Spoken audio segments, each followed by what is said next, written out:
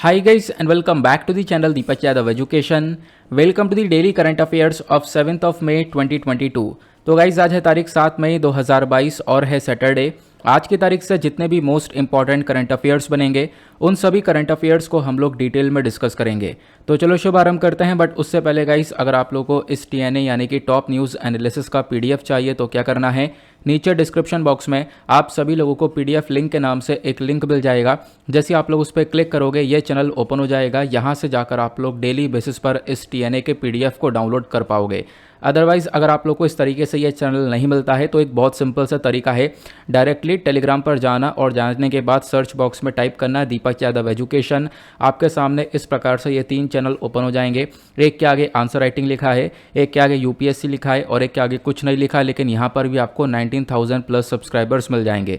तो तीनों ही चैनल्स को ज्वाइन कर सकते हो क्योंकि यहाँ पर आप लोग को डेली बेसिस पर हमारे TNA का PDF, न्यूज़पेपर का PDF और साथ ही साथ आप लोगों को डेली बेसिस पर आंसर राइटिंग वगैरह भी करवाई जाती है। एट द लास्ट अगर आप लोग मुझसे कनेक्ट होना चाहते हो तो नीचे डिस्क्रिप्शन बॉक्स में मेरे इंस्टाग्राम ID का लिंक मिल जाएगा, वहाँ पर कनेक्ट होकर आप मुझसे अपनी क्वेरीज को पूछ सकते हो। नाउ स्टार्ट करेंगे डिस्कशन को। यह है हमारा आज का सबसे पहला आर्टिकल। एक बहुत इंपॉर्टेंट आर्टिकल है एग्जामिनेशन के पॉइंट ऑफ व्यू से। इस आर्टिकल को आप लोग GS पेपर 2 इंटरनेशनल रिलेशन से रिलेट कर पाओगे। हम यहाँ पे बात करने वाले हैं इंडिया और नॉर्डिक कंट्रीज़ के बीच में जो डिस्कशन हुआ है उसके बारे में। तो भारत और नॉर्डिक कंट्रीज़ के बीच में बातचीत हुई है, उस बातचीत के ऊपर ग्रोथ, डेवलपमेंट, इन सब चीज़ों के ऊपर अच्छे से फोकस दिया गया है। तो वो सारी चीज़ें यहाँ पे कवर करेंगे। साथ ही साथ एक बहुत इंपॉर्टेंट टॉपिक जिसको लेकर बहुत सारे क्वेश्चन पूछते रहते हो आप लोग। इनफैक्ट न्यूज़पेपर एनालिसिस के अंदर बहुत सारे कमेंट्स में देखता हूँ कि नॉर्डिक कंट्रीज़ और स्कैंडिनेवियन कंट्रीज़ कौन सी होती हैं, इनके बीच में क्या डिफरेंस होता है। तो एक बहुत इंपॉर्टेंट कॉन्सेप्ट है, इसको भी हम लोग सीखेंगे कि आखिरकार नॉर्डिक और स्कैंडिनेवियन कंट्रीज़ कौन कौन सी होती हैं, दोनों के बीच में क्या क्या अंतर होता है, वो भी यहाँ पर आपको एक प्रॉपर एनालिसिस के थ्रू मिलने वाला है। उससे पहले मैं आप लोगों को बता दूं आज का जो वीडियो है वो छोटा सा वीडियो है। आज मैंने छोटा सा ही सेशन रखा है क्योंकि सुबह से मैं परेशान हो चुका हूं यार, ये लैपटॉप वर्क ही नहीं कर रहा था। इनफैक्ट यहाँ पे इसको ले कर गया, देन उसके बाद यहाँ पे सही करवाया, फिर उसके बाद यहाँ पर ये चला है। तो मेरे पास टाइम इतना बचा नहीं और मैं अपनी कंसिस्टेंसी ब्रेक करना नहीं चाहता था, तो इस वजह से मैंने यहाँ पर 2-3 आर्टिकल लिए हैं। लेकिन आर्टिकल सुपर इंपॉर्टेंट है, प्लस जो यहाँ पर एनालिसिस है उसको मैंने और ज़्यादा बेहतरीन बनाने के लिए काफ़ी सारी चीज़ें ऐड कर दी हैं क्योंकि यहाँ पर फोकस हमारा यही रहता है कि हम लोग नया रोज़ाना कुछ सीखें। तो आज भी हम लोग बहुत कुछ नया सीखने वाले हैं, तो कंसिस्टेंसी ब्रेक ना हो इसी वजह से मैंने वीडियो तो रिकॉर्ड कर रहा हूँ और वीडियो रिकॉर्ड करने के साथ साथ एक छोटा सा ही वीडियो यहाँ पर बना रहा हूँ। तो मैंने सोचा यार छोटा सा वीडियो बना लेते हैं, कुछ ना कुछ नया सीख लेंगे। वैसे भी सैटरडे है, कम ही आर्टिकल्स डिस्कस कर लेंगे, कुछ नहीं होता। और जो भी हमारे पेंडिंग आर्टिकल्स रहेंगे उसको अगले दिन कवर कर लेंगे। क्लियर हुआ? तो सबसे पहले हम लोग बेसिक को कवर करते हैं। बेसिक मुद्दा क्या है, तो हमारे जो PM मोदी हैं ये अभी यहाँ पर काफ़ी सारी कंट्रीज़ विजिट किए हैं। अभी फ्रांस को भी विजिट किया, डेनमार्क को भी विजिट किया। अब इस पूरे के पूरे टूर के अंदर हमने ये देखा कि Denmark, Norway, Sweden, Iceland, Finland, इन 5 कंट्रीज़ का नाम ध्यान रखना। ये 5 कंट्रीज़ नॉर्डिक कंट्रीज़ कहलाती हैं। ठीक है, इस तरीके से ध्यान रख सकते हो। DNS ध्यान रख लेना, DNS IF कर लो या DNS FI कर लो, कुछ भी कर सकते हो। तो ऐसे ध्यान रख सकते हो, डेनमार्क, नॉर्वे, स्वीडन और आइसलैंड, फिनलैंड, ये 5 कंट्रीज़ है जो कि नॉर्डिक कंट्रीज़ कहलाती हैं। इन कंट्रीज़ के साथ में अभी बायलैटरल मीटिंग करी है हमारे PM मोदी ने। अब यानी बायलैटरल मीटिंग, जिसको हम लोग हिंदी में द्विपक्षीय बैठक बोल सकते हैं। तो यहाँ पर जो ये मीटिंग हुई है, इस मीटिंग के अंदर काफ़ी सारी चीज़ों के ऊपर फोकस किया गया कि किस प्रकार से भारत इन नॉर्डिक कंट्रीज़ के साथ में रिलेशंस को और ज़्यादा बढ़ा सकता है और किस प्रकार से ये नॉर्डिक कंट्रीज़ और भारत दोनों मिलकर कुछ इश्यूज़ पर साथ में मिलकर काम कर सकते हैं। वो सारी बातें यहाँ पर इस पर्टिकुलर डिस्कशन के अंदर हुआ है। अब सबसे पहली चीज़, इस आर्टिकल को देख लो कहाँ से उठाया गया है। तो द हिंदू के अंदर इस आर्टिकल को डिटेल से कवर किया गया है कि हाँ बायलैटरल मीटिंग हुई है नॉर्डिक लीडर्स के साथ में। ये आपने पिक्चर देख लिया होगा, ये पिक्चर अभी करंट का ही पिक्चर है जहाँ पे ये सारे नॉर्डिक कंट्रीज़ के लीडर्स आप लोगों को दिख रहे होंगे और यहाँ पे हमारे इंडिया के PM दिख रहे हैं। आगे बढ़ते हैं। ये पूरा आर्टिकल वैसे मैंने कॉपी पेस्ट कर दिया है, यहाँ से भी रीड कर सकते हो, लेकिन ये सारी इन्फॉर्मेशन मैंने आगे आप लोग को दे दी है। यहाँ से एक एक करके डिस्कस करते हुए चलेंगे। तो ये जो मीटिंग हुई है, यहाँ पे जो डिस्कशन किया गया है वो डिस्कशन इस बेसिस पर रखा गया है कि नॉर्डिक कंट्रीज़ और भारत के जो बायलैटरल टाइज़ हैं उसको हम लोग और ज़्यादा इम्प्रूव कर सकें, डेवलपमेंट के ऊपर काम कर सकें, वो हमारा मेजर फोकस है। अब पहली चीज़, यहाँ पे मैंने आपको बताया 5 कंट्रीज़ के name, Iceland, Denmark, Sweden, Norway और फिनलैंड। ध्यान रखने के लिए DNS FI कर सकते हो। तो ये यहाँ पर पांचों कंट्रीज़ की लोकेशन आप लोगों को दिख रही होगी। ये कंट्रीज़ आपस में ही मतलब आसपास से नज़र आएंगी। इधर आइसलैंड हो गया, आइसलैंड यहाँ पर थोड़ा सा दूर है, और ये चारों कंट्रीज़ आपस में ही यहाँ पर आसपास पड़ोसी कंट्रीज़ आपको देखने को मिल जाती हैं। क्लियर हुआ? आगे बढ़ते हैं। अब यहाँ पर हम लोग बात करेंगे स्कैंडिनेवियन और नॉर्डिक कंट्रीज़ के बारे में। तो स्कैंडिनेवियन नॉर्डिक कंट्रीज़ के बीच में क्या डिफरेंस होता है, एक एक करके समझेंगे। बहुत सारी रेलेवेंट इन्फॉर्मेशन है, हर एक एग्जामिनेशन में आपको यह हेल्प करेगी, तो बस खाली ध्यान से सुनते हुए चलना। ठीक है, पहली चीज़ यहाँ पर इन 5 कंट्रीज़ के नाम ध्यान में रखने हैं। 5 कंट्रीज़ कौन कौन सी हैं? Denmark, Sweden, Norway, Iceland, Finland. रट लो क्योंकि इनके बारे में काफ़ी चर्चा होने वाली है। अब ये जो फरो आइलैंड आपको दिख रहे हैं, ये फरो आइलैंड पर मतलब एक तरीके से डेनमार्क के अंडर में ही आइलैंड आपको देखने को मिल जाएंगे, तो ये भी यहाँ पे नॉर्डिक कंट्रीज़ के अंदर में आता है। आगे मैं इसके बारे में थोड़ा सा आपको क्लियरेंस दूंगा। फिलहाल अभी आपने यहाँ पर इन कंट्रीज़ के नाम ध्यान रखने हैं। उसके बाद जैसे मैंने बोला, इस नॉर्डिक कंट्री के अंदर आपको 5 देश देखने को मिलेंगे। 5 देश के नाम रट चुके हैं। अब बहुत सारी कुछ एरियाज, जैसे फरो आइलैंड आपने ये देखा, फरो आइलैंड यहाँ पे बराबर में है। अभी जो फरो आइलैंड है ये डेनमार्क का ऑटोनोमस डिपेंडेंसी है। ठीक है, मतलब कि एक तरीके से ये आइलैंड डेनमार्क के ऊपर डिपेंडेंट है, आप ऐसा कह सकते हो। उसके बाद ग्रीनलैंड हो गया, ग्रीनलैंड भी यहाँ पर डेनमार्क के अंडर में ही आता है ना। फिर उसके बाद ये आइलैंड आपको देखने को मिल जाएगा, ये फिनलैंड के अंडर में आता है। उसके बाद यहाँ पर जैनमैन और स्वालबार्ड देखने को मिल जाएगा, ये नॉर्वे के अंडर में आता है। ठीक है, तो यहाँ पर कुछ अलग से टेरिटरीज़ हैं जो कि यहाँ पर ऑटोनोमस टेरिटरीज़ हैं, हालांकि इन्हीं कंट्रीज़ के अंडर में आती हैं। तो आपसे क्वेश्चन बन जाए, नॉर्डिक कंट्रीज़ के अंदर में क्या ये हिस्सा है नॉर्डिक कंट्रीज़ का? तो बिल्कुल हैं, ये 5 कंट्रीज़ तो हैं ही। इनके साथ साथ आगे पीछे, जैसे कि मैंने आपको दिखाया, फरो आइलैंड थोड़ी दूरी पर है लेकिन डेनमार्क के अंडर में है। ग्रीनलैंड थोड़ा सा और ऊपर आप चले जाओगे, वो भी डेनमार्क के अंडर में है। हालांकि वहाँ पे आबादी बहुत ही कम है, कुछ हज़ार के बीच में आबादी आपको वहाँ पर देखने को मिल जाएगी, लेकिन एरिया वो बहुत बड़ा सा आपको देखने को मिल जाएगा, है ना। ज़्यादातर जो पॉपुलेशन है डेनमार्क की वो यहीं पर रहती है। तो कुछ आइलैंड्स ये हो गया, ग्रीनलैंड ये हो गया, तो ये भी डेनमार्क के अंडर में है। उसके बाद यहाँ पे हमने देखा कि नॉर्वे के अंडर में आइलैंड आता है, और नॉर्वे के अंडर में स्वालबार्ड और जैनमैन, और आइलैंड जो आता है वो हमारा फिनलैंड के अंडर में आता है। ठीक है, तो ये नॉर्डिक कंट्रीज़ की पूरी इन्फॉर्मेशन हुई। आगे बढ़ते हैं, अब एक एक करके डिस्कशन स्टार्ट करते हैं। सबसे पहली चीज़ हम लोग यहाँ पर सीखेंगे स्कैंडिनेवियन, देन उसके बाद मैं आपको नॉर्डिक के बारे में और भी बहुत सारी इन्फॉर्मेशन दूंगा।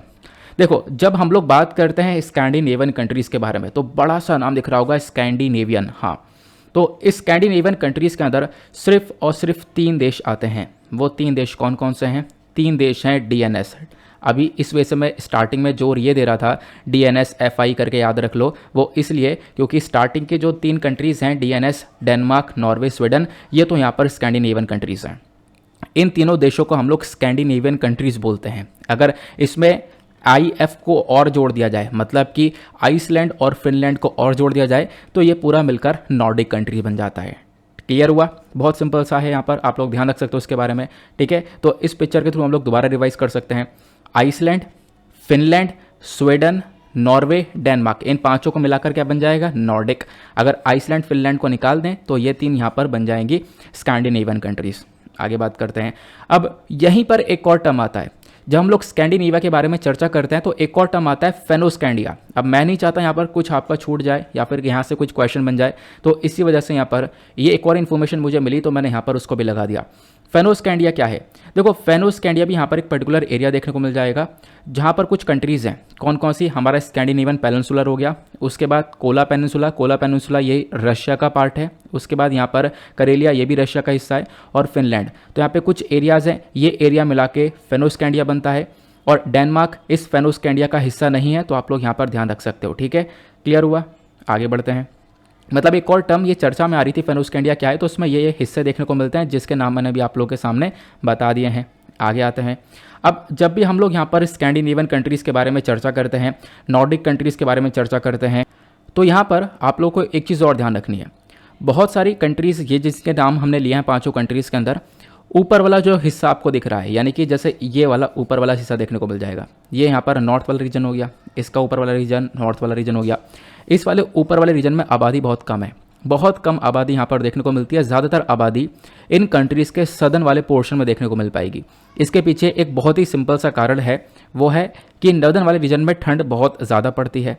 इनफैक्ट यहाँ पे अगर गर्मियाँ भी पड़ रही हो, गर्मियों के महीने भी चल रहे हो, तो वहाँ पर भी आपको ठंड देखने को मिलेगी और सर्दियों के टाइम पे बर्फ़ ही बर्फ़ वहाँ पे जम जाती है। दैट इज़ वाई यहाँ पर ऊपर की साइड में जो पॉपुलेशन है बहुत कम आपको देखने को मिल पाएगी। नीचे जो पॉपुलेशन है वो काफ़ी ज़्यादा देखने को मिल जाती है इन कंट्रीज़ के अंदर। क्लियर हुआ। अब यहाँ पे कुछ और इंपॉर्टेंट बातें हैं जो कि डायरेक्टली आपसे प्रीलिम्स में पूछी जा सकती है या फिर किसी दूसरे एग्जाम में पूछा जा सकता है। अब हम लोग बात करें पूरे यूरोप की, क्योंकि यूरोप के अंदर ही आपको ये कंट्रीज़ देखने को मिल पाएंगी, क्योंकि यहाँ पे पूरा यूरोप पड़ता है ना। बिल्कुल सही बात है। अब एक चीज़ और आपको ध्यान रखना है, ध्यान ये रखना है, जब हम लोग बात करते हैं यूरोपियन यूनियन की, तो आपको पता है हाँ यूरोपियन यूनियन एक ग्रुप है जहाँ पे 27 नेशंस आपको देखने को मिल जाएंगे। तो क्या ये स्कैंडिनेवियन और नॉर्डिक कंट्रीज़ यूरोपियन यूनियन का हिस्सा हैं? तो बिल्कुल यहाँ पे ध्यान रखना है, ये सारी कंट्रीज़ यहाँ पे यूरोपियन यूनियन का हिस्सा हैं, लेकिन आइसलैंड और नॉर्वे को छोड़कर। ये बहुत इंपॉर्टेंट है, डायरेक्टली आपसे पूछा जा सकता है प्रीलिम्स के अंदर, और यहाँ पे डायरेक्टली एक कन्फ्यूजन भी क्रिएट हो सकता है।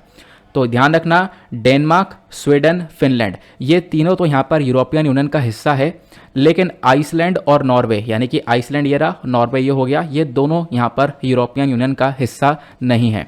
यहाँ पे यूके आपको देख रहा होगा, ये भी यूरोपियन यूनियन का हिस्सा नहीं है, क्योंकि यूके ब्रेग्जिट हो चुका है, आपको पता होगा। क्लियर हुआ। आगे चलते हैं। अब हमने बात करी यूरोपियन यूनियन की, दूसरा कॉन्सेप्ट आता है नेटो का। अगर हम लोग देखें कि नेटो के अंदर ये मेंबर्स हैं, यानी तो आप जब देख पाओगे नेटो यानी एक नॉर्थ अटलांटिक ट्रीटी ऑर्गेनाइजेशन है, इसके अंदर आपको 30 देश देखने को मिल जाते हैं। उन 30 देशों की लिस्ट आपको ये देखने को मिल जाएगी। इसमें डेनमार्क है, ठीक है, आइसलैंड भी है, नॉर्वे भी है, उसके अलावा 2 कंट्रीज़ नज़र नहीं आ रही हैं, ठीक है। वो 2 कंट्रीज़ कौन कौन सी हैं? तो वो कंट्री है एक फिनलैंड और दूसरा यहाँ पर स्वीडन। क्लियर हुआ। तो फिनलैंड और स्वीडन ये आपको पता होना चाहिए नेटो के अंदर नहीं है, ठीक है। तो यहाँ पर आपने देखा यूरोपियन यूनियन का हिस्सा कौन कौन सी कंट्री नहीं है, तो नॉर्डिक और यहाँ पे स्कैंडिनेवियन कंट्री में से यूरोपियन यूनियन का हिस्सा आइसलैंड और नॉर्वे नहीं है। और नेटो के अंदर आप देख पाओगे आइसलैंड और नॉर्वे दोनों नेटो के हिस्से तो हैं, लेकिन नेटो में फिनलैंड और स्वीडन यहाँ पर नेटो के मेंबर्स नहीं है। क्लियर हुआ। ये भी यहाँ पर एक सिंपल सा कॉन्सेप्ट क्लियर हो चुका है, ठीक है। ये सारी इन्फॉर्मेशन इंटरनेट पर अवेलेबल है, वहीं से सारी इन्फॉर्मेशन कलेक्ट करके मैं आपके सामने ये सब लेकर आया हूँ। क्लियर हुआ। आपने ये सारी चीज़ें अच्छे से समझ ली हैं। अब थोड़ा सा हम लोग इन नॉर्डिक कंट्रीज़ के बारे में चर्चा करते हैं, यानी इन 5 देश के बारे में चर्चा करते हैं। आपको पता होगा कि आप लोगों ने देखा होगा कि जब जब कोई इंडेक्स आता है, ह्यूमन डेवलपमेंट इंडेक्स आ गया, ठीक है, वर्ल्ड हैप्पीनेस इंडेक्स आ गया, ये रिपोर्ट्स आती हैं, तो ये कंट्रीज़ आपने टॉप पर देखी होंगी 100%। कभी नॉर्वे टॉप पर देखा होगा, स्वीडन टॉप पर देखा होगा, फिनलैंड टॉप पर देखा होगा। ये कंट्रीज़ हमेशा टॉप पर ही रही हैं हर रिपोर्ट के अंदर। ऐसा क्यों, वो भी हम लोग समझेंगे, उसके पीछे का कारण भी यहाँ पर समझेंगे, ठीक है। फिलहाल मैंने आपको बता दिया स्वीडन फिनलैंड दोनों नेटो का हिस्सा नहीं है, ठीक है। वो क्यों नहीं है उसके पीछे कारण ये लिखा है, ये आर्टिकल आप लोग रीड कर सकते हो, ये आर्टिकल मैंने प्रोवाइड करवा दिया है। अब इन्हीं नॉर्डिक कंट्रीज़ के थ्रू बनता है एक नॉर्डिक काउंसिल, ये भी ध्यान रखना है। नॉर्डिक काउंसिल जिसका सिंबल आपको ये देखने को मिल जाएगा। तो नॉर्डिक काउंसिल एक ऑफिशियल बॉडी है जहाँ पर इन 5 कंट्रीज़ का एक रिप्रेजेंटेशन मिलता है। Denmark, Finland, Iceland, Norway, Sweden, इन 5 कंट्रीज़ के रिप्रेजेंटेटिव्स यहाँ पर इस काउंसिल के अंदर बैठते हैं, ठीक है। इस नॉर्डिक काउंसिल का हेडक्वार्टर आपको डेनमार्क की कैपिटल कोपेनहेगन में देखने को मिल पाएगा। साथ ही साथ यहाँ पर नॉर्डिक काउंसिल को फाउंड किया गया था 16 मार्च 1952 में। ऑफिशियल लैंग्वेज यहाँ पर इस काउंसिल के अंदर यूज़ की जाती है डैनिश, फिनिश, आइसलैंडिक, नॉर्वेजियन और स्वीडिश। यहाँ पे इन्हीं कंट्रीज़ की जो लैंग्वेजेस हैं वो यहाँ पे यूज़ की जाती हैं। क्लियर हुआ। नॉर्डिक काउंसिल के बारे में हमने जाना। फिर उसके बाद एक चीज़ और यहाँ पे ध्यान रखनी है, हमने सब कुछ कवर कर लिया, हमने इन 5 कंट्रीज़ के नाम अच्छे से देख लिए, लेकिन इन 5 कंट्रीज़ की कैपिटल नहीं देखी। तो कैपिटल भी आपको ध्यान रखनी है, इंपॉर्टेंट है। आइसलैंड हो गया, यहाँ पर आप देख पाओगे रेकजाविक। उसके बाद नॉर्वे के अंदर ओस्लो इसकी कैपिटल हो गई, डेनमार्क की कैपिटल कोपेनहेगन हो गई, स्वीडन की कैपिटल स्टॉकहोम हो गई और फिनलैंड की कैपिटल हेलसिंकी हो गई। स्टॉकहोम काफ़ी चर्चा में रहता है, आपको पता होगा। स्टॉकहोम की एक रिपोर्ट भी आती है, सिप्री रिपोर्ट है ना। स्टॉकहोम इस वजह से काफ़ी चर्चा में रहता है। आगे बढ़ते हैं। अब हम लोग कहाँ पे थे कि भाई इन कंट्रीज़ के अंदर इतना डेवलपमेंट कैसे, वो हम यहाँ पे मैं आपको बता रहा था। यानी जब आप लोग ह्यूमन डेवलपमेंट इंडेक्स देखते हो तो लंबे समय से ऐसे ही बहुत सारी रिपोर्ट्स पब्लिश हो रही हैं। आप यहाँ पर देख पाओगे नॉर्वे टॉप पर है, स्विट्जरलैंड टॉप पर है, सॉरी स्विट्जरलैंड तो यहाँ पर बात नहीं कर रहे हम, नॉर्वे की बात कर रहे हैं। नॉर्वे के बाद आप लोग देख पाओगे आइसलैंड भी यहाँ पर है, स्वीडन भी यहाँ पर है, फिर उसके बाद डेनमार्क भी यहाँ पर है, फिनलैंड भी यहाँ पर है। मतलब आप कह सकते हो 5 देश यहाँ पे टॉप पर हैं। कोई सा भी इंडेक्स उठा लो, कोई सी भी रिपोर्ट उठा लो, उसमें टॉप 10 में से कहीं ना कहीं यहाँ पर ये पांचों कंट्रीज़ अपनी रैंकिंग तैयार करके बैठी रहती हैं। इतना ज़्यादा यहाँ पर डेवलपमेंट देखने को मिलेगा। ये तो मैंने आपको एक एग्जाम्पल दिखाया ह्यूमन डेवलपमेंट इंडेक्स का। दूसरा एग्जाम्पल देखो, ये रैंकिंग ऑफ हैप्पीनेस है कि कौन से देश में लोग कितने खुश हैं, है ना, प्रसन्नता रिपोर्ट जो रैंकिंग ऑफ हैप्पीनेस है ये 2017 से 19 के अगर हम लोग देखें तो फिनलैंड टॉप पर है। फिनलैंड के बाद डेनमार्क, स्विट्जरलैंड, आइसलैंड, नॉर्वे। अरे ये लाइन से यहाँ पर पांचों कंट्रीज आ चुकी हैं, यानी कि ये पांचों वही नॉर्डिक कंट्रीज आ चुकी हैं। आप लोग देख पाओगे इन्होंने टॉप कर रखा है। ये मैं एग्जाम्पल के तौर पर दिखा रहा हूँ कि इन कंट्रीज़ की जो रैंकिंग है वो हमेशा इन रिपोर्ट्स इंडेसेस के अंदर हमेशा से टॉप पर ही रही है। आगे बढ़ते हैं। अब एक कारण क्या हो सकता है, क्योंकि पहला क्वेश्चन तो आपके दिमाग में यही आएगा कि हाँ हमने भी देखा है भाई, यहाँ पे हमने ही पढ़ रहे हैं कि लगातार इन कंट्रीज़ को टॉप पर देखा गया है, इसके पीछे कारण क्या हो सकता है। तो सबसे पहला कारण यहाँ पर नॉर्डिक मॉडल। ठीक है, नॉर्डिक कंट्रीज़ का जो मॉडल है वो अपने आप में कुछ अलग मॉडल है। सबसे पहली चीज़, मान लो यहाँ पर इन पांचों कंट्रीज़ की DNSFI, इन पांचों कंट्रीज़ की यहाँ पर सरकार बैठी है। इनकी कंट्री की जो सरकार है वो बहुत सारा टैक्स चार्ज करती है, बहुत सारा पैसा लेती है, मतलब बहुत सारा कर वसूलती है लोगों से। तो लोगों से यहाँ पर 50% तक टैक्स लिया जाता है, तो बहुत सारा टैक्स लिया जाता है। लेकिन उस टैक्स का बहुत अच्छा यूज़ भी होता है। यूज़ कैसे? इन नॉर्डिक कंट्रीज़ के अंदर एजुकेशन बिल्कुल फ्री है। इनफैक्ट अगर आप लोग PhD भी कर रहे हो तो भी यहाँ पर सरकार उसका पैसा देगी।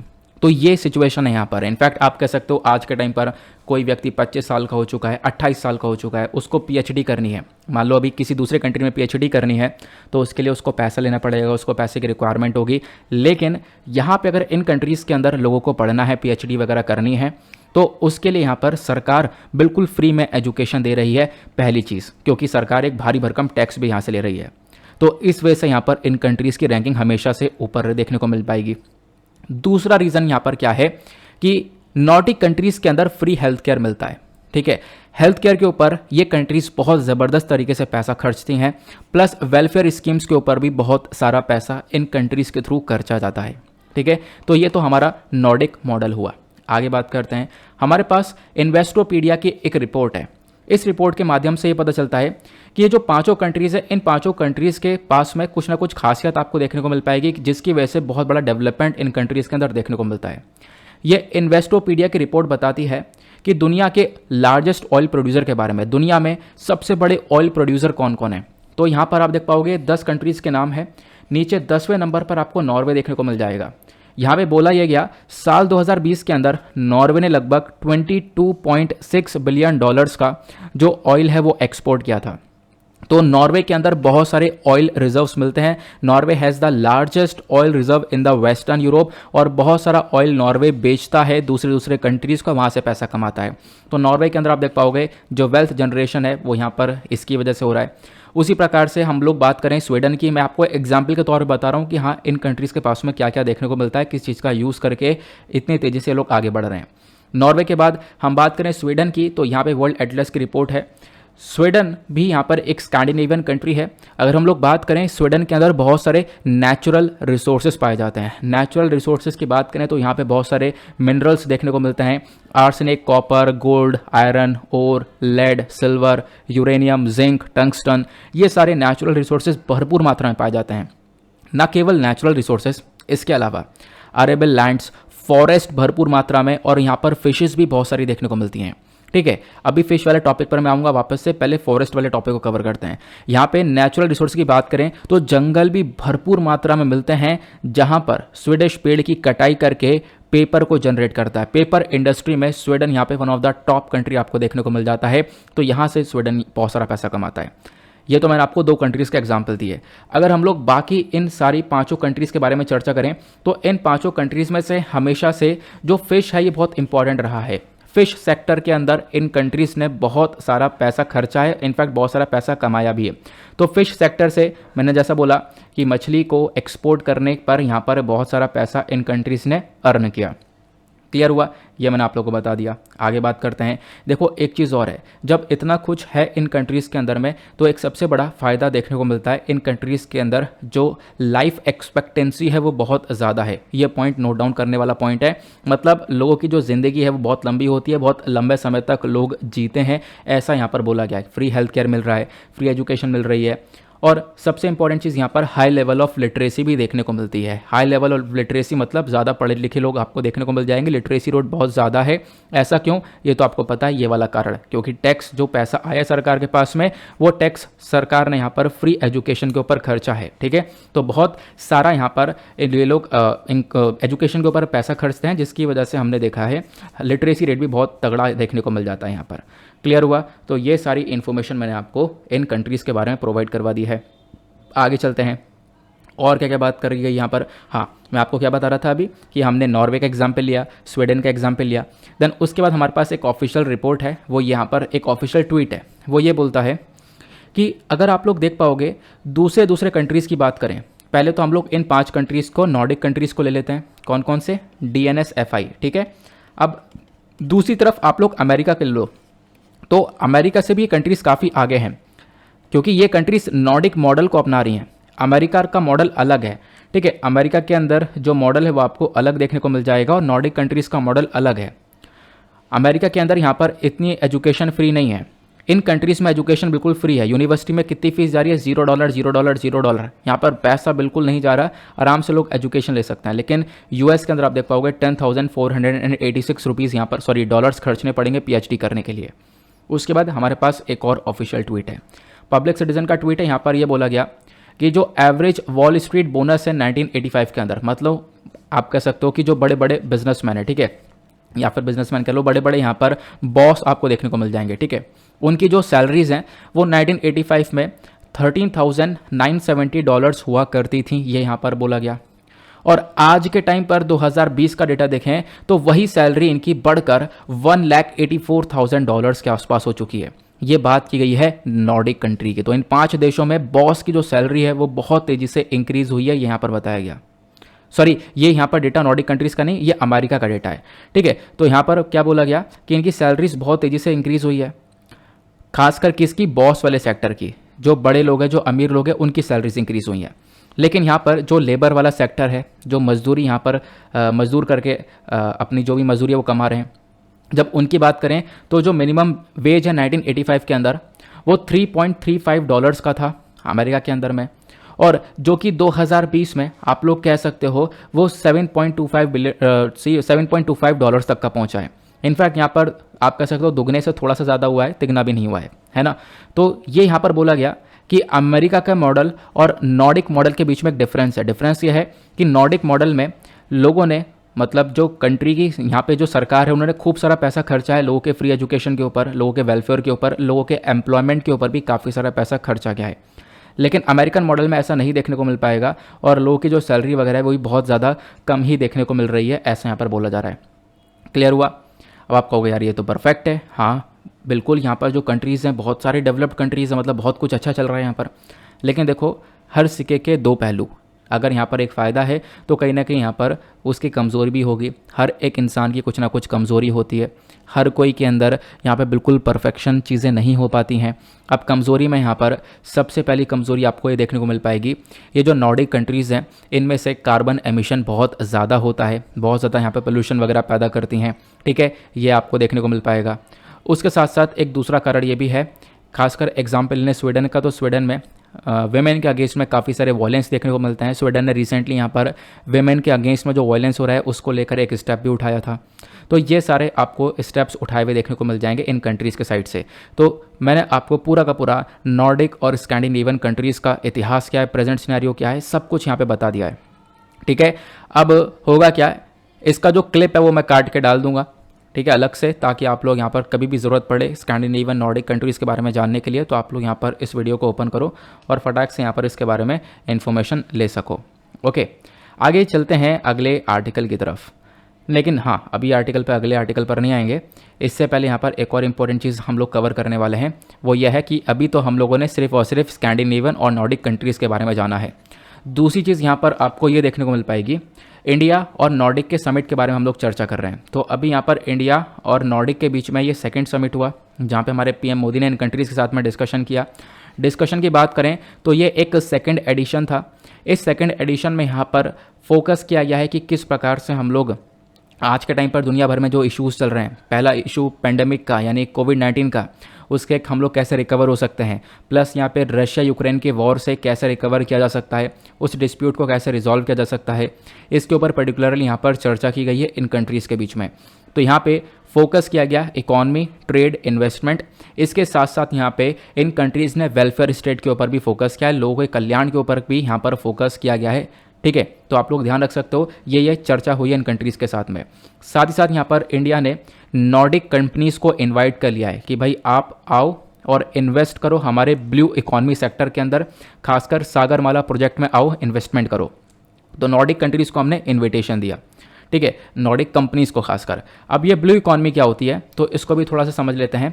ब्लू इकॉनमी यहाँ पर एक सस्टेनेबल यूज़ होता है ओशन का, यानी कि जो समुद्र है उसका हम लोग यूज़ कर सकें इकोनॉमिक ग्रोथ के लिए। ठीक है, लाइवलीहुड्स को इंप्रूव करने के लिए, जॉब्स को इंप्रूव करने के लिए। तो इसलिए हम लोग यहाँ पर ब्लू इकॉनमी बोलते हैं, मतलब समुद्र के एरिया से हम लोग कितना कुछ डेवलपमेंट कर पा रहे हैं। ठीक है, समुद्र से हम लोग कितना कुछ निकाल पा रहे हैं, उससे कितनी ज़्यादा इकोनॉमिक डेवलपमेंट हो रही है, टूरिज्म बढ़ रहा है, फिशरीज़ के थ्रू यानी कि समुद्र से ही मछलियाँ निकल रही हैं तो उससे हम लोग कितना पैसा कमा पा रहे हैं। ठीक है, प्लस एनर्जी जनरेट कर पा रहे हैं तो उससे कितना पैसा मिल रहा है। तो वो सारा का सारा हमारा ब्लू इकॉनमी के अंदर आ जाता है। तो इस ब्लू इकॉनमी के अंदर इन नॉर्डिक कंपनीज़ को भारत ने इन्वाइट किया कि भाई आओ पार्टिसिपेट करो हमारे साथ में, साथ मिलकर काम करेंगे। फिर साथ ही साथ यहाँ पर नॉर्डिक कंट्रीज़ ने जोर दिया, इंडिया को सपोर्ट भी किया इस चीज़ के ऊपर। वो ये है, बहुत इंपॉर्टेंट पॉइंट है, ध्यान रखना। United nation security council UNSC, आपको पता होगा यूनाइटेड नेशन सिक्योरिटी काउंसिल एक ऐसी बॉडी आपको देखने को मिल जाती है जहां पर टोटल 15 मेंबर्स हैं, 10 नॉन परमानेंट मेंबर्स हैं और 5 परमानेंट मेंबर्स हैं, है ना। अब जो 10 नॉन परमानेंट मेंबर है इसमें आज के टाइम पर भारत भी है। भारत हमेशा से फोकस ये कर रहा है कि हम लोग को एक परमानेंट सीट मिल जाए इस यूनाइटेड नेशन सिक्योरिटी काउंसिल के अंदर में, जिसके बेसिस पर यहाँ पर आप देख पाओगे इन नॉर्डिक कंट्रीज़ ने, यानी कि जो ये पांचों देश हैं, इन्होंने सपोर्ट किया है। इन्होंने यहाँ पर बोला है कि बिल्कुल इंडिया को यहाँ पर एक परमानेंट मेंबरशिप मिलनी चाहिए यूनाइटेड नेशन सिक्योरिटी काउंसिल के अंदर, क्योंकि ये जो 5 मेंबर्स अपने आप में पावरफुल मेंबर्स हैं। इन 5 मेंबर्स के पास में वीटो पावर भी वगैरह भी आपको देखने को मिल जाती है। तो भारत को भी एक सीट इसमें से मिलनी चाहिए, ये यहाँ पर भारत मुद्दा रखता है, जिस मुद्दे में यहाँ पर इन 5 कंट्रीज़ ने इंडिया को सपोर्ट किया। क्लियर हुआ, आगे बढ़ते हैं। अब देखो, अलग अलग कंट्रीज़ के साथ में, अलग अलग कंट्रीज़ के लीडर्स के साथ में भी यहाँ पे चर्चा की गई है। ठीक है, अब जैसे कि इंडिया डेनमार्क के बीच में चर्चा की गई, तो इंडिया डेनमार्क का जब डिस्कशन हुआ तो दोनों कंट्रीज़ ने मिलकर चर्चा करी है कि हम लोग अपने कैसे बायलैटरल रिलेशंस को बूस्ट अप कर सकते हैं, है ना। फिर साथ ही साथ यहाँ पर दोनों कंट्रीज़ ने मिलकर स्ट्रेंथन करने के बारे में चर्चा की, हम लोग ग्रीन स्ट्रेटेजिक पार्टनरशिप को और मजबूत करेंगे। दोनों कंट्रीज साथ ही साथ ग्रीन हाइड्रोजन के ऊपर फोकस करेंगी, रिन्यूएबल एनर्जी के ऊपर फोकस करेंगी, और जो गंदा पानी होता है उसको कैसे मैनेज किया जाएगा उसके ऊपर फोकस करेंगी। तो ये इंडिया और डेनमार्क के बीच में चर्चा की गई है। अब यहाँ पर आप देख पाओगे जो ग्रीन हाइड्रोजन है, इस ग्रीन हाइड्रोजन को लेकर इंडिया नॉर्वे के बीच में भी चर्चा की गई है और भी कंट्रीज़ के बीच में चर्चा की गई है। मतलब भारत ने जब इन कंट्रीज़ के साथ में अलग अलग डिस्कशन किया तो ज़्यादातर कंट्रीज़ के साथ में ग्रीन हाइड्रोजन को लेकर चर्चा की है। नाउ क्वेश्चन ये है कि ये ग्रीन हाइड्रोजन होता क्या है, ये भी समझ लेते हैं साथ ही साथ, जब इतना कुछ समझ रहे हैं तो। देखो, ग्रीन हाइड्रोजन यहाँ पर क्या है, हाइड्रोजन बेसिकली यहाँ पर एक ऐसी चीज़ देखने को मिल जाएगी जिसको जलाएंगे हम लोग तो उसमें से वाटर निकलेगा। बेसिकली आप कह सकते हो यहाँ से कोई भी पोल्यूशन नहीं होगा। तो हाइड्रोजन का हम लोग यहाँ पर यूज़ कर सकते हैं अच्छे से अपने ट्रांसपोर्ट सेक्टर के अंदर, हर सेक्टर के अंदर में, जिससे कि पोल्यूशन रोक सकें। अब ग्रीन हाइड्रोजन क्या टर्म है, क्योंकि green hydrogen, brown hydrogen, blue hydrogen, ये सब अलग अलग वर्ड हैं। ब्राउन हाइड्रोजन क्या होता है, जहाँ पर पोल्यूशन बहुत होता है, कोयला वगैरह से जलाने के बाद हम लोग हाइड्रोजन को बना पाते हैं। देखो, हाइड्रोजन बनाने का तरीका क्या है, हमारे पास एक इलेक्ट्रोलाइज़र है, इसके अंदर पानी है, पानी के अंदर हमें इलेक्ट्रोलिसिस करना है। पानी के अंदर इलेक्ट्रोलिसिस करने के बाद ऑक्सीजन और हाइड्रोजन दोनों को हमें अलग करना है। हाइड्रोजन को अलग करते ही हम लोग क्या करेंगे, उस हाइड्रोजन को निकाल लेंगे, फिर यहाँ पर डिस्ट्रीब्यूशन कर देंगे और उसको स्टोर भी कर लेंगे, और उसी हाइड्रोजन का यूज़ करेंगे अपने ट्रांसपोर्ट सेक्टर के अंदर, फिर आगे एनर्जी के तौर पर इस्तेमाल कर सकते हैं, जिससे पोल्यूशन कम होगा। लेकिन अभी भी यहाँ पर एक क्वेश्चन बाकी है, ये ग्रीन हाइड्रोजन क्यों कहलाया, ये बताओ।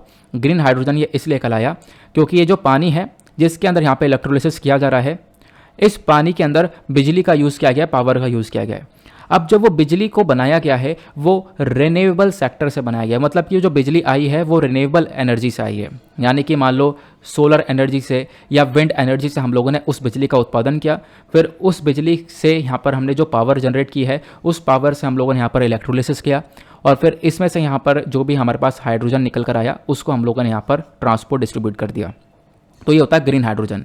लेकिन ब्राउन हाइड्रोजन क्या होता है? ब्राउन हाइड्रोजन में यहाँ पर आप देख पाओगे ये जो हम लोग पावर जनरेट कर रहे हैं यहाँ पर, ये बेसिकली कोयला जलाकर करते हैं। जैसा कि आज के टाइम पर भी हम लोग बिजली को बना रहे हैं कोयला जलाकर, तो वैसे ही आपको यहाँ पर देखने को मिल जाएगा। तो पावर जनरेट करते हैं कोयला जलाकर, तो कोयला जलाए तो पोल्यूशन हुआ, क्योंकि यहाँ पर अभी ग्रीन हाइड्रोजन में कोई पोल्यूशन नहीं हो रहा है। लेकिन ब्राउन हाइड्रोजन में क्या होता है? कोयला जलाएंगे तो पोल्यूशन होगा, तो बेसिकली इसी चक्कर में इसको ब्राउन हाइड्रोजन बोलते हैं। तो ग्रीन हाइड्रोजन में ना यहाँ से पोल्यूशन हो रहा है और फिर हाइड्रोजन निकल कर आ रहा है, और ना यहाँ से पोल्यूशन हो रहा है। तो ये इसका फ़ायदा हम लोग को ग्रीन हाइड्रोजन में देखने को मिल जाता है। क्लियर हुआ? तो आई होप आप लोग यहाँ पर इसको ज़िंदगी भर याद रखोगे। तो इंडिया डेनमार्क ने इस चीज़ के ऊपर फोकस किया कि हम इसके ऊपर काम करेंगे। साथ ही साथ इंडिया नॉर्वे ने यहाँ पर दोनों लीडर्स ने मिलकर डिस्कस किया कि हम लोग अपने कंट्रीज़ के रिलेशंस को इम्प्रूव करेंगे। दोनों कंट्रीज़ मिलकर ब्लू इकोनॉमी पर काम करेंगी, रिन्यूएबल एनर्जी के ऊपर काम करेंगे, green hydrogen, solar, wind project के ऊपर काम करेंगी। तो ये फोकस इंडिया नॉर्वे के बीच में हुआ है। फिर इंडिया और आइसलैंड के बीच में डिस्कशन हुआ। दोनों लीडर्स ने मिलकर यहाँ पर डिस्कस किया है कि हम लोग अपने कंट्रीज़ के इकोनॉमिक कोऑपरेशन को और ज़्यादा मजबूत करेंगे। स्पेशली यहाँ पर जियोथर्मल एनर्जी हो गई, ब्लू इकोनॉमी हो गई, ठीक है, Arctic, renewable energy, fisheries, food processing, education, इस चीज़ के ऊपर यहाँ पे पूरी तरह से फोकस किया जाएगा। ये मेजर फोकस है दोनों लीडर्स का। उसके बाद इंडिया ने फिनलैंड के साथ में भी चर्चा की है। अब इंडिया फिनलैंड के बीच में यहाँ पर डिस्कशन हुआ है किस चीज़ को लेकर। यहाँ पे आप देख पाओगे इन दोनों कंट्रीज़ ने मिलकर बोला है कि हम अपना कोऑपरेशन को बढ़ाएंगे आर्टिफिशियल इंटेलिजेंस पर, क्वांटम कंप्यूटिंग पर, ठीक है, future mobile technologies, clean technology, smart grips के ऊपर काम करेंगे। तो ये कुछ यहाँ पर सेक्टर्स है जिसके ऊपर इंडिया फिनलैंड काम करेगा। देन उसके बाद इंडिया स्वीडन किस चीज़ के ऊपर काम करने वाले हैं। तो यहाँ पर इस मीटिंग के अंदर में जो इंडिया और स्वीडन के लीडर्स हैं, इन्होंने मिलकर यहाँ पर डिस्कशन किया है कि हम लोग क्या करने वाले हैं, एक leadership group on industry transition, जिसको यहाँ पर जॉइंटली लाया गया था, इसको एक्सपेंड कर देंगे, ठीक है। इस लीडरशिप ग्रुप ऑन इंडस्ट्री जो ट्रांजिशन है, लीड आईटी करके नाम है इसका, इसको सितंबर 2019 में सेटअप किया गया था। इसका मेजर मकसद ये है, इसका मेजर मकसद यहाँ पर यह होने वाला है कि जो दुनिया के अंदर जो बड़े बड़े green house gas emitting industries देखने को मिलेंगी जो कि लगातार पोल्यूशन कर रही हैं, उनको गाइड करना और उनको यहाँ पर एक तरीके से लो कार्बन इकॉनमी की तरफ बढ़ाकर लेकर चलना। तो बेसिकली यहाँ पर इंडिया स्वीडन का फोकस ये है कि हम लोग कार्बन को कम कर सके, पोल्यूशन को कम कर सके, ये मेजर फोकस यहाँ पर रखा गया है। आई होप आप लोग को यहाँ पर एक एक इन्फॉर्मेशन क्लियर हो चुकी है। तो आर्टिकल बहुत ज़्यादा लेंदी था, इसको मैंने काफ़ी डिटेल में डिस्कस किया है, सारी इन्फॉर्मेशन आपके साथ कवर की है, एक एक इन्फॉर्मेशन यहाँ पर मिलनी चाहिए, इसकी चक्कर में मैंने आर्टिकल पूरा का पूरा एनालाइज किया है, ठीक है। तो क्या हुआ है इंडिया और यूरोपियन यूनियन के बीच में डिस्कशन, ये सब कुछ क्लियर हो गया। आने वाले टाइम पर बहुत सारे और भी इंटरनेशनल रिलेशंस मैं आपके साथ लेकर आने वाला हूँ, वो भी कवर करूँगा। ओके, आगे बढ़ते हैं नेक्स्ट आर्टिकल की तरफ।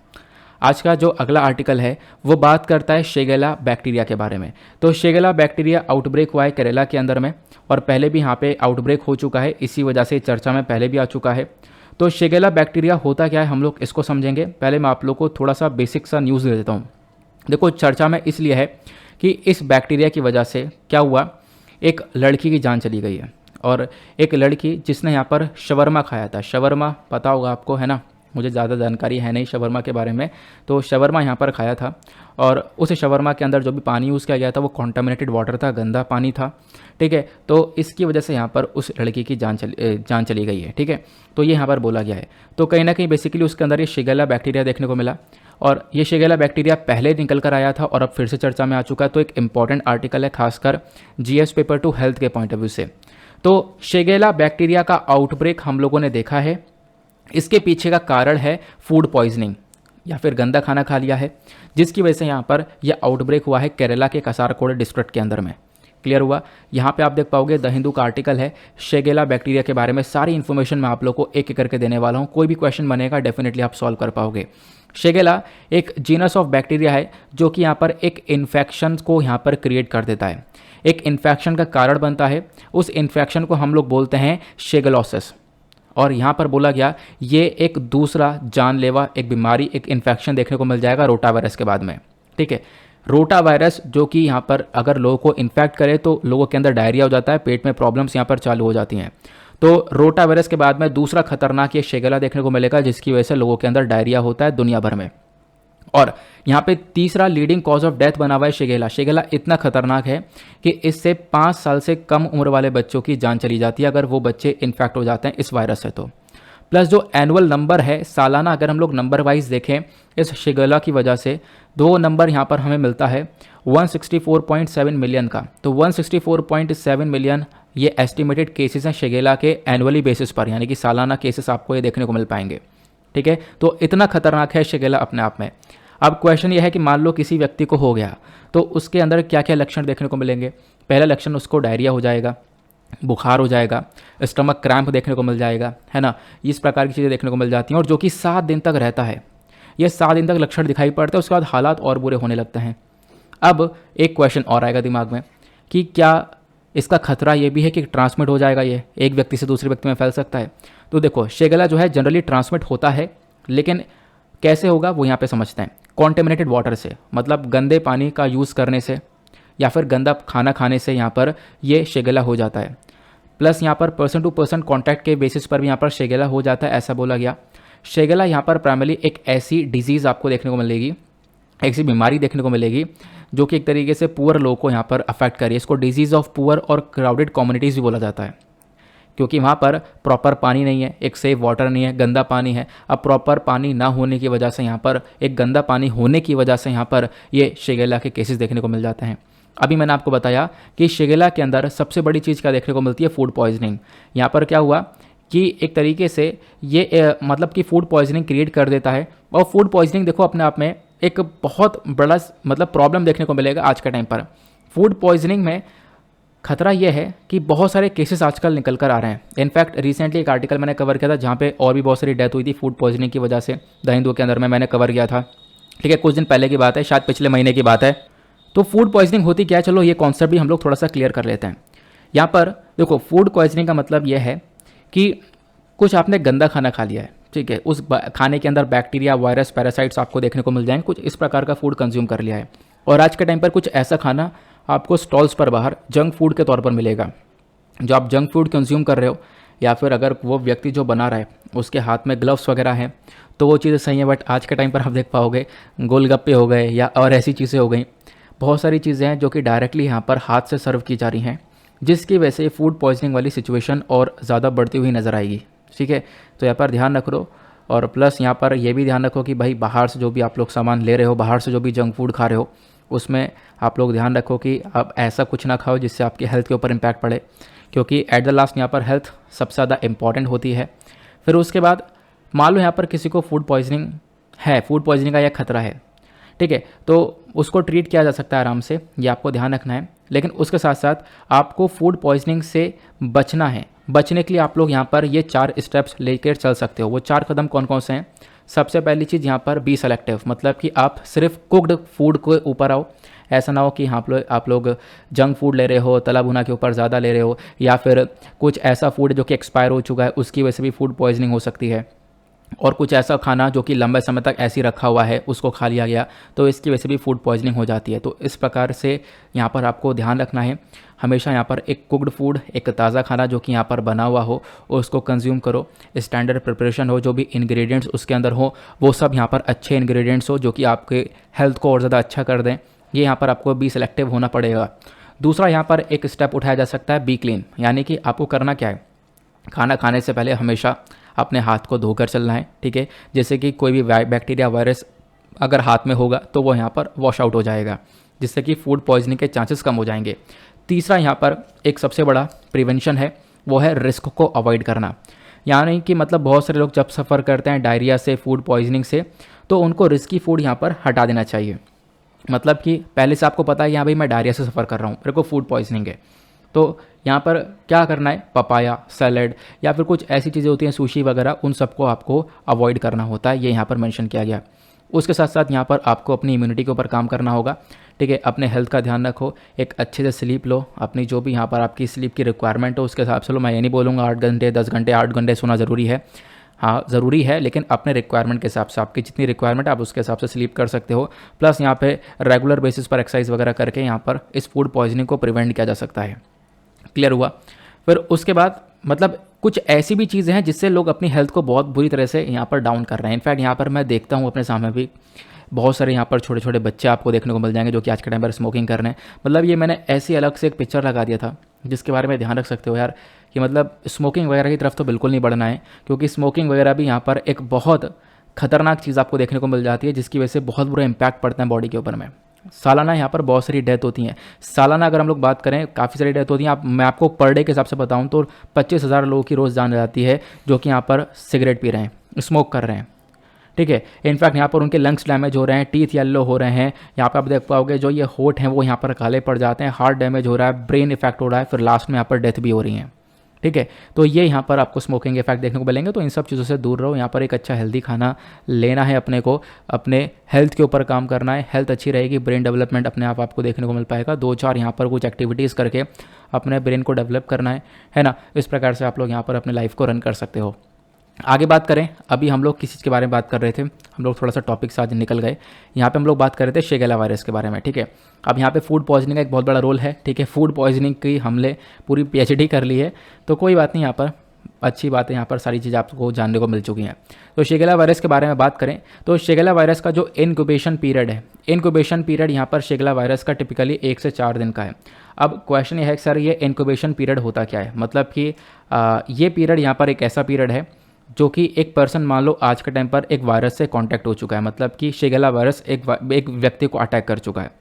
अब आज उसको अटैक किया और उसके जो सिम्टम्स हैं वो कुछ दिन बाद स्टार्ट हो रहे हैं दिखने के लिए। ठीक है, तो यहाँ पर ये जो टाइम होता है इसके बीच का, इसी को हम लोग इंक्यूबेशन पीरियड बोलते हैं। तो 1 से 4 दिन बाद यहाँ पर ये सिम्टम्स दिखने चालू होते हैं इसके अंदर में। प्लस शेगेला वायरस के अपने आप में अलग अलग आपको स्पीशीज़, इसकी प्रजातियाँ देखने को मिल जाती हैं। और ये जो डिजीज़ है ये काफ़ी सीवियर हो जाती है, कंडीशंस और बुरी हो जाती हैं, वो इसके स्पीशी के ऊपर, मतलब कि आप कह सकते हो कि इसके स्पीशी के ऊपर डिपेंड करता है। तो एक होता है शेगेला डिसेंटेरिया, यहाँ पर जो इन्फेक्शन है ये यहाँ पर पेचिश को क्रिएट कर देता है। ठीक है, डिसेंट्री मतलब बॉडी के अंदर पेचेस होने लगते हैं और भी बहुत सारी यहाँ पर प्रॉब्लम्स क्रिएट हो जाती हैं। एक होता है शेगेला बॉडी, ठीक है, या फिर शेगेला सोनी, ये आप लोग देख पाओगे ये लगभग सेल्फ लिमिटेड वाटरी डायरिया देखने को मिल जाता है। तो ये यहाँ पर डायरिया प्रोड्यूस कर देता है। नाउ क्वेश्चन ये है कि इसको हम लोग ट्रीट कैसे कर सकते हैं, कोई वैक्सीन्स वगैरह हैं तो क्या, बता दो इसके बारे में। तो देखो करेंटली बात करें तो यहाँ पर कोई भी वैक्सीन अवेलेबल नहीं है शेगेलोसिस के लिए, तो ये भी आप लोग ध्यान रख सकते हो। तो क्वेश्चन होगा आखिरी, तो हम लोग कैसे ट्रीट कर सकते हैं, इतनी खतरनाक इनसे जान चली जाती है तो कैसे हम लोग इसको ठीक कर सकते हैं। तो सबसे पहले हम लोग क्या कदम उठा सकते हैं, वो है हाइड्रेशन। देखो शेगेला ट्रीटमेंट यहाँ पर किया जा सकता है। सबसे पहली चीज़ अपने बॉडी को हाइड्रेट रखना है, अपने बॉडी के अंदर जो इलेक्ट्रोलाइट्स हैं उसको यहाँ पर बैलेंस करके रखना है। हाइड्रेशन का फ़ायदा सिर्फ यहीं पर नहीं है, हाइड्रेशन के और भी बहुत सारे फ़ायदे आपको नज़र आते हैं। ठीक है, आप लोगों को ध्यान रखना है, मतलब कि जो पानी है, पानी बॉडी को मतलब बहुत अच्छी तरीके से इंप्रूव कर सकता है। इनफैक्ट अगर आप लोग एक अच्छे क्वांटिटी में वाटर को कंज्यूम कर रहे हो डेली बेसिस पर, तो जो भी टॉक्सिन्स है बॉडी में से वो यहाँ पर ख़त्म हो जाएंगे। ठीक है, जॉइंट्स में जो प्रॉब्लम्स है वो यहाँ पे ख़त्म हो जाएंगी। मसल्स आपकी यहाँ पर फ्यूल होती हुई नज़र आएंगी, मसल्स थोड़ी सी पंप होती हुई नज़र आएंगी। इम्यून सिस्टम यहाँ पर मजबूत होगा। आपकी जो यहाँ पर स्किन है वो यहाँ पर थोड़ी सी क्लियर होती हुई चली जाएगी। प्रोडक्टिविटी को यहाँ पर एक बूस्ट मिलेगा, जो थकान है वो यहाँ पर कम होती हुई नज़र आएगी। वेट लॉस यहाँ पे मतलब एक तरीके से देखने को मिल जाएगा अगर आप लोग एक इनफ वाटर कंज्यूम करते हो तो। मेटाबॉलिज्म यहाँ पर बढ़ता हुआ नज़र आएगा। ठीक है, मेटाबॉलिज्म यहाँ पर इंक्रीज़ होगा तो अपने आप में आप बॉडी वेट आपका थोड़ा सा कंट्रोल रहेगा। उसके बाद यहाँ पर एनर्जी इंक्रीज़ होगी। तो एक अच्छे क्वांटिटी में पानी पीना, अपने आप को हाइड्रेट रखना बहुत ज़्यादा ज़रूरी है। पता है इन सब के अलावा एक और बहुत इंपैक्ट पड़ता है, बहुत बड़ा इंपैक्ट हमारे मेंटल हेल्थ के ऊपर। ठीक है, अगर यहाँ पे थोड़े समय तक पानी ना पिया जाए तो मेंटल हेल्थ और मेंटल परफॉर्मेंस डाउन होने लगती है। ठीक है, अगर प्यास लग रही है और पानी कंज्यूम नहीं कर रहे हो तो ये परफॉर्मेंस हमारी धीरे धीरे डाउन होने लगती है। अगर तुरंत ही यहाँ पर पानी को टाइम टू टाइम कंज्यूम कर लिया जाए तो हमारे जो ये मेंटल हेल्थ है वो भी हमेशा चार्ज रहती है। तो हाइड्रेशन के यहाँ पर ये सारे फ़ायदे आपको देखने को मिल जाते हैं। ये इसका एक पहला ट्रीटमेंट हो गया। दूसरा यहाँ पर बोला गया एंटीबायोटिक्स का हम लोग इस्तेमाल कर सकते हैं। जो शिगोलिसिस है यहाँ पर, एक सेकेंड यार सॉरी, हाँ, जो शिगोलिसिस है, शिगोलिसिस यहाँ मैंने आपको बताया सेल्फ लिमिटिंग आपको ये देखने को मिल पाएगा। तो एंटीबायोटिक्स यहाँ पर काफ़ी सारे रिकमेंड किए जाते हैं, लेकिन यहाँ पर आपको ध्यान रखना है एंटीबायोटिक्स अगर ले भी रहे हैं किसी भी चीज़ को लेकर तो सबसे पहली चीज़ यहाँ पर डॉक्टर्स के रिकमेंडेशंस होनी चाहिए। जो करंट ड्रग्स आपको देखने को मिल जाते हैं यहाँ पर एंटीबायोटिक्स वाले, वो अजिथ्रोमाइसिन है, ठीक है, उसके बाद सेफिक्सामिन है, सेट्राक्सोन है। तो यहाँ पे अलग अलग यहाँ पर मेडिकेशंस देखने को मिलती हैं, बट यहाँ पर डॉक्टर की एक राय बहुत ज़्यादा ज़रूरी बन जाती हैं। फिर लास्ट में एक सबसे इंपॉर्टेंट स्टेप उठाया जा सकता है, वो है पब्लिक हाइजीन। ठीक है, पब्लिक हाइजीन का मतलब यह है आपको सबसे पहली बात आपको साफ़ सफाई के ऊपर ध्यान रखना होगा, रेगुलरली हाथ धोने होंगे। ठीक है, अगर आप लोग प्रॉपरली रेगुलरली हाथ वगैरह धो रहे हो तो इससे यहाँ पर शेगेला का ट्रांसमिशन अपने आप में 70% से कम हो जाता है। तो ये इसका ट्रीटमेंट के तौर पर देखा जा सकता है। क्लियर हुआ? तो ये सारे यहाँ पर हमने चर्चा कर ली आर्टिकल के बारे में। तो ये कुछ आर्टिकल मैंने लगाए थे आज, हालांकि मैंने सोचा था डिस्कशन काफ़ी छोटा रहेगा, बट हमने धीरे धीरे डिस्कशन किया और काफ़ी कुछ यहाँ पे डिस्कस कर लिया है। आई होप आपको आज भी बहुत कुछ जानने को मिला है। ठीक है, हालांकि यहाँ पर मेरा मूड नहीं था आज, मतलब कि मूड नहीं था की बात नहीं है आज। टेक्निकल प्रॉब्लम, देखो टेक्निकल प्रॉब्लम यार मेरे हाथ में नहीं है उसको सॉल्व करना, है ना। अब मैं जब सब कुछ सही करवा के आया तो काफ़ी लेट हो चुका था, तो मैंने यहाँ पर पीपीटीज प्रिपेयर करी। अब मैंने पहला आर्टिकल तैयार किया, मैंने पहला आर्टिकल पढ़ा तैयार किया, मुझे यहाँ पर पहले आर्टिकल तैयार करने में 1.5 घंटे लग गया। ये जो इंडिया नॉर्डिक कंट्रीज़ को लेकर आपने चर्चा करी है और नॉर्डिक और स्कैंडिनेवियन कंट्रीज़ के बारे में जाना है, इसमें ही मुझे यहाँ पर पूरा का पूरा 1.5 घंटा लग गया। इसको यहाँ पर तैयार करने में, सारी इन्फॉर्मेशन इधर उधर से निकालने में, अलग अलग वेबसाइट से निकालने में, अलग अलग पिक्चर्स यूज़ करने में, तो उसके बाद यहाँ पर इसी वजह से देर हो गई थी। इस वजह से मैंने कम आर्टिकल लिए, लेकिन आई होप हमने कुछ ज़रूर नया सीखा है और ये हेल्प करेगा। ठीक है, और बाकी जो एक आध आर्टिकल रह जाएंगे वो यहाँ पर आगे के वीडियो में कवर कर दिए जाएंगे, तो उसके लिए आपको कोई परेशान होने की ज़रूरत नहीं है, लेकिन आपने सीखा ज़रूर है। अब फटाफट ओवरव्यू ले लेते हैं क्योंकि काफ़ी सारी बातें हम लोगों ने जानी है।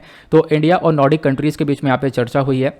पीएम मोदी ने यहाँ पर अभी बायलैटरल मीटिंग करी है इन 5 नॉर्डिक कंट्रीज़ के साथ में, और उन 5 कंट्रीज़ जो नॉर्डिक कंट्रीज़ हैं इनका नाम ध्यान रखने के लिए एक सिंपल सी शॉर्ट फॉर्म है DNSIF, मतलब Denmark, Norway, Sweden, Iceland, Finland. तो ऐसे आप लोग यहाँ पर इन 5 नॉर्डिक कंट्रीज़ का नाम ध्यान में रख सकते हो। उसके साथ साथ यहाँ पर मैंने आपको ये आर्टिकल दिखा दिया। देन उसके बाद यहाँ पे हम लोगों ने कवर किया इस मीटिंग के अंदर यहाँ पर बायलैटरल टाइज को और ज़्यादा इंप्रूव करने के ऊपर चर्चा की गई है। इन 5 कंट्रीज़ की आपने लोकेशन देख ली है। फिर मैंने स्कैंडिनेवियन और नॉर्डिक कंट्रीज़ के बीच में क्या डिफरेंस है उसको कवर किया। यहाँ पे आप लोगों ने यहाँ पर देखा कि हाँ ये कंट्रीज़ हैं, प्लस ये बहुत इंपॉर्टेंट पॉइंट है ध्यान रखने के लिए, ये 5 नॉर्डिक कंट्रीज़ आपको देखने को मिल जाएंगी, लेकिन इन कंट्रीज़ के अंदर में भी कुछ अलग अलग हिस्से आते हैं जिसको हम लोग ऑटोनोमस टेरिटरी बोलते हैं। जैसे फरो आइलैंड हुआ, ग्रीनलैंड हुआ, ये हमारे डेनमार्क के अंडर में है। आइलैंड आपको यहाँ पर ये देखने को मिल जाएगा, ये फिनलैंड के अंडर में है, और इधर स्वालबॉर्ड और जैनमेन देखने को मिल जाएगा, ये नॉर्वे के अंडर में। ठीक है, तो क्वेश्चन बन सकता है, तो इस वजह से यहाँ पर इसको भी ध्यान रखना।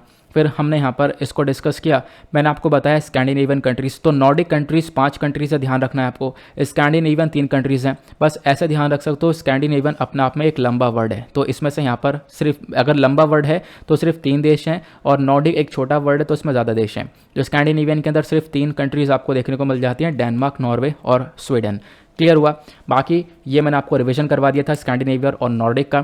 फिर यहाँ पे जब हम लोग यहाँ पर बात करते हैं स्कैंडिनेवियन कंट्रीज़ की, तो एक और टर्म आता है फिनोस्कैंडिया करके, है ना। फिनोस्कैंडिया के अंदर एक स्कैंडिनेवियन भी आता है, प्लस कोला पेनिनसुला और मेनलैंड फिनलैंड और करेलिया। तो ये कुछ एरियाज़ आते हैं यहाँ पर, 2 एरियाज़, यानी जो कोला और करेलिया वाला एरिया ये रशिया का है, जो इसके अंदर ऐड हो जाता है, ये हमने डिस्कस किया। डेनमार्क यहाँ पर स्कैंडिनेवियन पेनिनसुला का हिस्सा नहीं है। फिर जब हम लोग इन 5 नॉर्डिक कंट्रीज़ के बारे में चर्चा करते हैं तो इन 5 कंट्री के अंदर एक नॉर्डिक काउंसिल भी बनाया गया है, जहां पर इन कंट्रीज़ के रिप्रेजेंटेटिव्स जाते हैं। इसका हेडक्वार्टर डेनमार्क कोपेनहेगन के अंदर है, जहां पर डिस्कशन किया जाता है। फिर मैंने आपको बताया इन नॉर्डिक कंट्रीज़ में जो ज़्यादातर आबादी है वो ऊपर वाले हिस्से में कम रहती है, नीचे वाले हिस्से में ज़्यादा रहती है, क्योंकि ऊपर वाले हिस्से में ठंड ज़्यादा पड़ती है। फिर हमने डिस्कस किया यूरोपियन यूनियन के अंदर आइसलैंड और जो नॉर्वे, ये 2 यहाँ पर मेंबर नहीं है, मतलब यहाँ पे ये 5 नॉर्डिक कंट्री में से आइसलैंड, नॉर्वे यूरोपियन यूनियन का हिस्सा नहीं है। फिर हमने उसके बाद जाना नेटो के बारे में। देखो जो यूरोपियन यूनियन है इसमें आइसलैंड, नॉर्वे हिस्सा नहीं है, नेटो में आइसलैंड और नॉर्वे दोनों हिस्सा हैं, लेकिन फिनलैंड और स्वीडन यहाँ पर नेटो के मेंबर नहीं है। फिर मैंने आपको आगे आर्टिकल भी दिखाया था कि स्वीडन और फिनलैंड यहाँ पे नेटो से बाहर रहे हैं, नेटो को ज्वाइन नहीं किया, उसके पीछे कई सारे कारण हैं। इस आर्टिकल को आप लोग रीड कर सकते हो। ठीक है, ये अपने आप में एक अलग से टॉपिक बन जाएगा, कभी हम लोग इसके बारे में भी चर्चा कर लेंगे, तो ये आप लोग ध्यान रखना है। फिर उसके बाद मैंने आपको बताया कि ज़्यादातर जो इंडेक्स आते हैं, जैसे कि ह्यूमन डेवलपमेंट इंडेक्स हो गया या फिर वर्ल्ड हैप्पीनेस इंडेक्स हो गया, इन इंडेक्स के अंदर में ये नॉर्डिक कंट्रीज़ यहाँ पर टॉप पर रहती हैं। उसके बाद यहाँ पे आप देख पाओगे इधर यहाँ पे ये कंट्रीज़ काफ़ी टॉप पर रहती हैं। उसके पीछे कई सारे कारण हैं, क्योंकि यहाँ पे नॉर्डिक कंट्रीज़ अपना एक नॉर्डिक मॉडल लेकर चलती हैं, जहाँ पे लोगों से काफ़ी सारा टैक्स लिया जाता है और उस टैक्स को यहाँ पर free education, free health care और वेलफेयर स्कीम्स पर खर्चा जाता है। फिर मैंने आपको बताया नॉर्वे के अंदर काफ़ी सारे ऑयल रिजर्व्स आपको देखने को मिल जाएंगे, जिसके बेसिस पर नॉर्वे काफ़ी सारा पैसा जनरेट करता है। फिर यहाँ पे आप देख पाओगे, मैंने आपको बताया कि एजुकेशन के ऊपर बहुत अच्छी तरीके से, मतलब जीरो पैसा खर्च करना होगा, लोग आराम से फ्री में एजुकेशन ले सकते हैं। कुछ कंसर्न ये है कि ये कंट्रीज़ कहीं ना कहीं पोल्यूशन वगैरह ज़्यादा जनरेट करती हैं। प्लस स्वीडन के अंदर आप देख पाओगे वॉयलेंस वगैरह ज़्यादातर देखने को मिल जाएगा वेमेंस के अगेंस्ट में। फिर मैंने आपको बताया इंडिया नॉर्डिक के बीच में यहाँ पर क्या क्या डिस्कशन हुआ है। चर्चा ये की गई है कि किस प्रकार से हम लोग अपने कंट्रीज़ के रिलेशंस को बढ़ा पाएंगे। ब्लू इकॉनमी के अंदर यहाँ पे भारत ने इन 5 नॉर्डिक कंट्रीज़ को इनवाइट किया कि भारत के साथ मिलकर काम करें। इंडिया डेनमार्क के बीच में चर्चा की गई, जहाँ पर दोनों कंट्रीज़ ने मिलकर ग्रीन हाइड्रोजन और ग्रीन स्ट्रेटेजिक पार्टनरशिप को बढ़ावा देने के ऊपर फोकस किया गया है। उसके बाद इंडिया नॉर्वे दोनों ने मिलकर ब्लू इकॉनमी, एनर्जी और ग्रीन हाइड्रोजन के ऊपर फोकस किया। ग्रीन हाइड्रोजन क्या होता है अभी मैंने आपके साथ चर्चा की है। फिर इंडिया आइसलैंड के बारे में यहाँ पर हमने डिस्कशन किया। देखो इन अलग अलग 5 नॉर्डिक कंट्रीज के साथ में भारत ने अलग अलग डिस्कशन किया हुआ है, जहाँ पे 5 कंट्रीज़ के साथ से रिलेशन को डेवलप करने के ऊपर हमने मेजरली यहाँ पर फोकस दिया है। फिर उसके बाद अगले आर्टिकल हमने शेगेला बैक्टीरिया आउटब्रेक के बारे में जाना। ये जो शेगेला बैक्टीरिया है यहाँ पर आप देख पाओगे अभी एक कारण बना है, जिसकी वजह से काफ़ी सारे इंसिडेंट देखने को मिले हैं। केरला के अंदर में फूड पॉइजनिंग के केसेस भी देखने को मिले हैं। ठीक है, अब यहाँ पे शेगेला क्या होता है मैंने आपको समझाया। शेगेला एक इन्फेक्शन है, ठीक है, जिसको हम लोग शिगोलिसिस के नाम से भी जानते हैं। इस बैक्टीरिया की वजह से ये होता है। 5 साल के कम उम्र के बच्चों के अंदर एक बहुत बड़ा खतरा ये बनकर बैठा हुआ है। इनफैक्ट यहाँ पे इसके जो सिम्टम्स हैं वो डायरिया, फीवर, स्टमक वगैरह, मतलब बुखार हो गया, स्टमक क्रैम्प्स वगैरह हो गए, तो इस प्रकार के यहाँ पर लक्षण देखने को मिल जाते हैं। और ये जो शिगेला है ये ट्रांसमिट होता है गंदा खाना खाने से और यहाँ पर गंदा पानी पीने से। फूड पॉइजनिंग जो देखने को मिल रही है वो शिगेला की वजह से ही देखने को मिल पा रही है। फूड पॉइजनिंग के अंदर बैक्टीरिया, वायरस, पैरासाइट्स जो भी यहाँ पर है, इसकी वजह से यहाँ पर अगर ये खाने के अंदर है तो इसकी वजह से फूड पॉइजनिंग देखने को मिल जाती है। फूड पॉइजनिंग से हम लोग कैसे बच सकते हैं, मैंने आपको 4 प्रिवेंटिव स्टेप्स बताए हैं। उसके बाद यहाँ पर हम लोगों ने सीखा ये शिगेला के अंदर इंक्यूबेशन पीरियड क्या होता है। मतलब ये जो शिगोलिसिस है ये आप लोग देख पाओगे 1 से 4 दिन के अंदर यहाँ पे इसके अंदर सिम्टम्स देखने को मिल जाते हैं। प्लस यहाँ पर सिविरिटी डिपेंड करती है इसके प्रजाति के ऊपर, इसकी स्पीशी के ऊपर। यहाँ पर कोई खतरनाक स्पीशी है तो यहाँ पर क्या होता है, खतरा और बढ़ जाता है। कोई भी वैक्सीन आज के टाइम पर नहीं है जो कि यहाँ पर शिगोलिसिस को ट्रीट कर सके। ट्रीटमेंट इसका सिर्फ और सिर्फ है हाइड्रेशन। आराम से यहाँ पर हम लोग प्रॉपरली अपने बॉडी को हाइड्रेट करेंगे। उसके बाद एंटीबायोटिक्स का इस्तेमाल कर सकते हैं। पब्लिक हाइजीन का यूज़ करते हुए यहाँ पर किया जा सकता है। पब्लिक हाइजीन मतलब कि हम लोग हाथ वगैरह धोकर भी शिगेला के ट्रांसमिशन को रोक सकते हैं। ये सारा काम किया जा सकता है। हाइड्रेशन के और क्या बेनिफिट्स हो सकते हैं ये मैंने आपको समझाया। देन उसके बाद इसके साथ हम लोग करेंगे अपने लेक्चर को समाप्त। मिलते हैं आप लोगों से नेक्स्ट वीडियो में। आज के लिए bye bye, have a nice day, thank you and जय हिंद।